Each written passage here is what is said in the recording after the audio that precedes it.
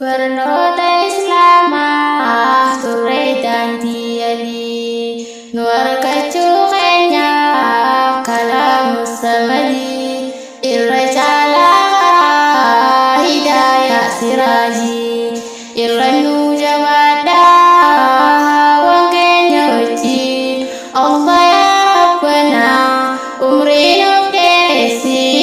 Sheekh Ahmad Siraajii Allah umrii nuuf dheeresi Sheekh Ahmad Siraajii jala qaba waa hundaa janna bismillaahi barakaa barbaaduuf ikhwaanii fillaahi dhufne arraas kunoo akka gaafa qaanii umrii nuuf dheerannaan hundumaan keessanii diin islaamii keenya irra caalaa diinii madda ilmii diinii majlisu rayyaanii jabaadhaa baradhaa hundumaan keessanii jabaadhaa baradhaa hundumaan keessanii hawaasa biyya koo baganuuf dhuftanii maddaan haraasiidhaa hundumaan keessanii guyyaa har'aa gahuuf galata rahmaanii majlisni diin kunoo majlisu rayyaanii majlisni diin kunoo majlisu rayyaanii barnoota islaamaa turre daandii adii nu argachuu keenya kalaamu samadii irra caalaa hidaayaa siraajii irra nu jabaadhaa waan keenya wajjin Allah yaa Rabbanaa umrii nuuf dheeresi Sheekh Ahmad Siraajii Allah yaa Rabbanaa umrii nuuf dheeresi Sheekh Ahmad Siraajii nuti si jaalannaa barshee Ahmad keenya barannee barsiisuu kaayyoo guddoon teenya akkasi jaalannu rabbii ragaa keenya waa hedduu dabarree waa'ee amantii teenya nu iftuu ban jennee diin islaama keenya si wajjin dhaabbannaa nu jammaan dubartii warri mi'aan keenya si wajjin dhaabbannaa nu jammaan dubartii warri mi'aan keenya hawwan biyya keenya bakka takka kaane diin islaam barachaa makaana qooddanne yaa carraa bareedaa Sheekh Ahmad arkanne bira haa dhaabbannu wajjin haasofnu rabbiitu nuuf kanne bira haa dhaabbannu wajjin haasofnu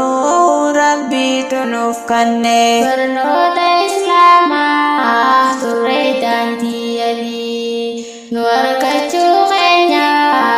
kalaamu samadii irra caalaa hidaayaa siraajii irra nu jabaadhaa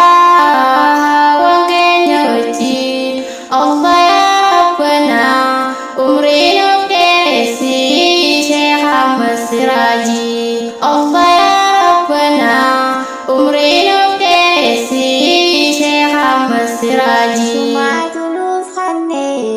Sheekh Ahmad Siraajii si galatoonfannaa ati rabbii keenya mul'atte ifaajii diin islaam leellisee ol kaa'ame wajjin rabbiin nuun jaalate Sheekh Ahmad Siraajii rabbiin nuun jaalate Sheekh Ahmad Siraajii ganda sheekhaa fi dagatu hin taanu Sheekh Ahmad Siraajii haa irraa barannu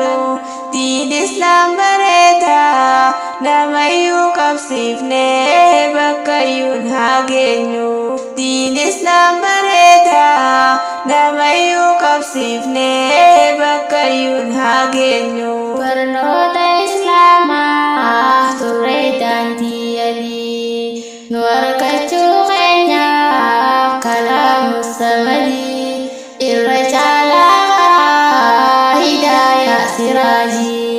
irrannu jabaadha wangeenya wajjin Allah yaa Rabbana umrii nuuf dheeressi Sheekh Ahmad Siraajii Allah yaa Rabbana umrii nuuf dheeressi Sheekh Ahmad Siraajii tana guddifadha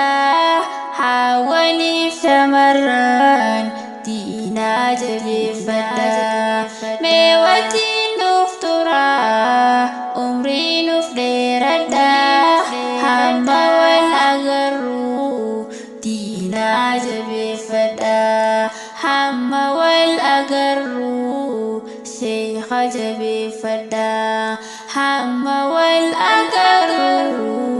sheekha jabeeffadha. Barnoota Islaamaa turree daandii adii nu argachuu keenyaaf kalaamu samadii irra caalaa Hidaayaa Siraajii irrannu jabaadha wangeenya wajjin Allah yaa Rabbana umrii nuuf dheeressi